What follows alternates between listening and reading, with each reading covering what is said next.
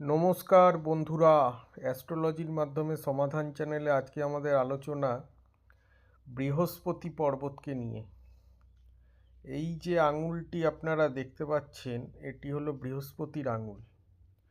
এখন বৃহস্পতি পর্বতের ওপরে যদি কোনো ব্যক্তির তিল থাকে তাহলে কীরকম রেজাল্ট দিতে পারে তার উপরে একটা আলোচনা আমরা করব।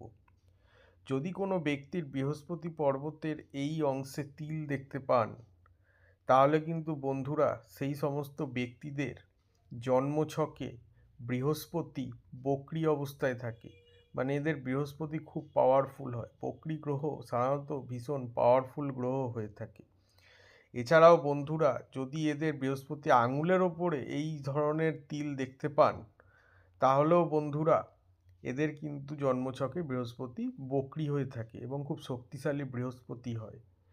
এখন অন্যান্য আঙুলের ওপরে তিলের থেকে বৃহস্পতি আঙুলের ওপরে তিল চিহ্নের ফলাফল কিন্তু ভালো হয়ে থাকে। অন্যান্য আঙুলে যেরকম শনি আঙুলের তিল, রবি আঙুলের তিল বা রবির অংশে তিল, শনির অংশে তিল, এগুলো কিন্তু বন্ধুরা খুব একটা ভালো রেজাল্ট দেয় না, কিন্তু বৃহস্পতিতে তিল থাকলে কিন্তু বন্ধুরা ভালো রেজাল্ট আপনারা পেয়ে থাকবেন। এবার বৃহস্পতির আঙুলে তিল যদি থাকে তাহলে কি ভালো রেজাল্ট হতে পারে। এদের কিন্তু বন্ধুরা সেভিংস করার, টাকা পয়সা জমানোর একটা ভীষণ ক্ষমতা বা গুণ আপনারা দেখতে পাবেন।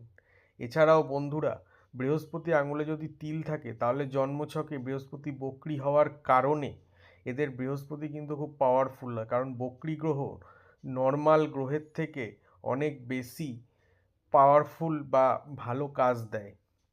এখন জন্মছকে দেখতে হবে বৃহস্পতির অবস্থানটি কোথায়। বৃহস্পতি যদি কেন্দ্রে বক্রী অবস্থায় থাকে ভালো শুভ রাশিতে, তাহলে কিন্তু বন্ধুরা খুব ভালো রেজাল্ট আপনারা পেয়ে থাকবেন। ধন্যবাদ বন্ধুরা, বৃহস্পতি আঙুলের তিল নিয়ে আজ আমরা আলোচনা করলাম। এখন থেকে বন্ধুরা রেগুলার ভিডিও আপনারা আমার দেখতে পাবেন। শরীর খারাপ হওয়ার কারণে অনেক দিন ভিডিও করা হয়নি। ধন্যবাদ বন্ধুরা।